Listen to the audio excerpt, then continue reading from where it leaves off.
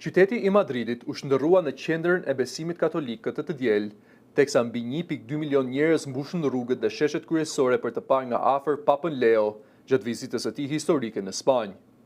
Mijëra besimtar nisën të mblidheshin që në orët e parë të mëngjesit përgjatë bulevardit kryesor Paseo de la Castellana, ndërsa Papa Leo udhëtoi me automjetin papnor drejt sheshit Cibeles, ku drejtoi meshën madhështore në ajër të hapur.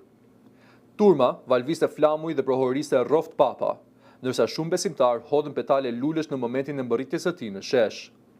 Atmosfera festive dhe emocionet e forta u kthyen në ngjarjen në një manifestim të rrallë besimi dhe uniteti.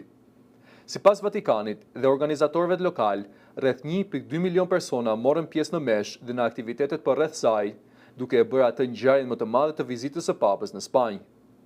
Gjatë ceremonisë, kryebashkiaku i Madridit, José Luis Martínez Almeida, i dorëzoi Papës çelësin simbolik të qytetit si shenjë nderimi dhe mikpritjeje. Vizita e Papës Leo nisi të shtunën me takime me emigrantë e persona të pastre, si dhe me një vigjilje fetare ku morën pjesë rreth 600.000 të rinj.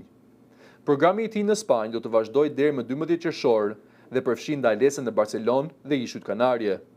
Në Ishut Kanarie, Papa pritet të takohet me emigrantë që kanë rrezikuar jetën duke kaluar nga Afrika Perëndimore drejt Evropës, një çështje që ai e ka vendosur në qendër të mesazheve të tij humanitare.